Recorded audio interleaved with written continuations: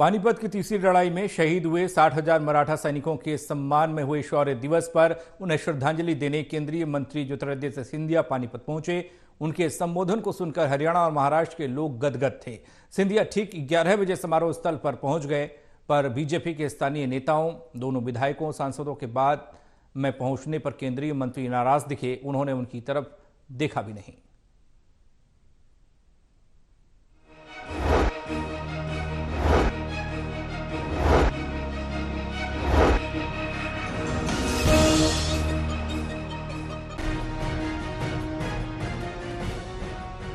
जनवरी के इन्हीं ठिठुराने वाले दिनों में 14 जनवरी 1761 के दिन पानीपत के काला आम में पानीपत की तीसरी लड़ाई हुई थी।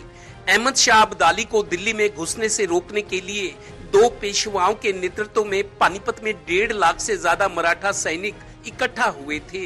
इस दिन सुबह लड़ाई शुरू हुई तो ऐसा माना जाता है कि दोपहर तक ही 60,000 मराठा सैनिक वीर गति को प्राप्त हो गए। एक साथ हजारों मराठा सैनिकों की ये शहादत देश दुनिया के इतिहास में अपनी अलग तरह की घटना है। इन्हीं की याद में 14 जनवरी को पानीपत में युद्ध स्थल पर हर साल शौर्य दिवस मनाया जाता है।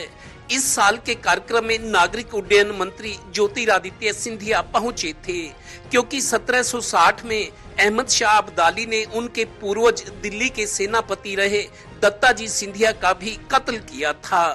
और बोलो मेरे साथ, हर हर महादेव।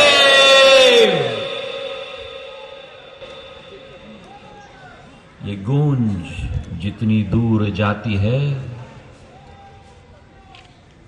उन सभी मां भारती के रक्षकों को विनम्र पूर्वक हाथ जोड़कर अपने जगह पर हम लोग खड़े होकर श्रद्धांजलि अर्पित करेंगे। किसी कुशल वक्ता और हीरो जैसा संबोधन दे गए केंद्रीय मंत्री ज्योतिरादित्य सिंधिया ने पूरा इतिहास ही सबके सामने रख दिया। इसी देश का व्यक्ति ने विदेशी ताकत को आमंत्रण दिया। दूसरे राजाओं ने भी मिलके अहमद शाह अब्दाली को अफगानिस्तान से तीसरी बार भारत में बुलाया। तब मराठाओं ने ये निर्णय लिया कि हम पूना से कूच लगाएंगे और जो आक्रमणकारी इस देश में आ रहा है उसका सामना हम जी जान से करेंगे।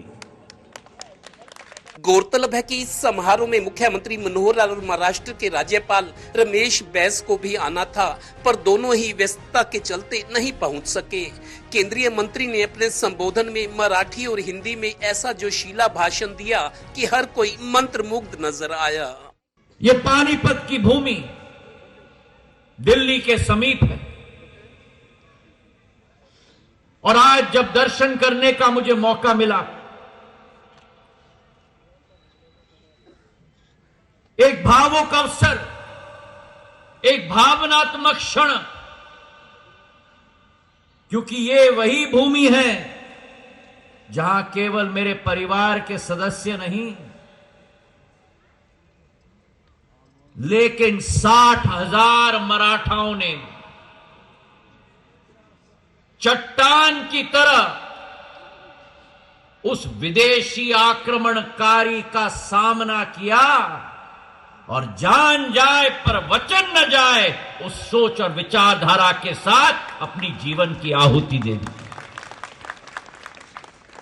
गौरतलब है कि केंद्रीय मंत्री ज्योतिरादित्य सिंधिया ठीक 11 बजे काला अम्ब पहुंच गए थे। सिर्फ एडीसी वीना हुड्डा ही तब उन्हें रिसीव करने को मौजूद थी। मंत्री जी गुस्से में थे। स्थानीय बीजेपी नेता, विधायक, सांसद सब बाद में पहुंचे। सिंधिया ने उनकी तरफ देखा तक नहीं। बाद में मंच से सांसद संजय भाटिया ने सॉरी कहा और सफाई दी। मैं माफी चाहूंगा भाई पाटिल जी से भी, क्योंकि थोड़ा कम्युनिकेशन गैप रहा इस कार्यक्रम को लेकर। वो उन्होंने स्वयं मंच से बोल भी दिया, प्रदीप जी ने।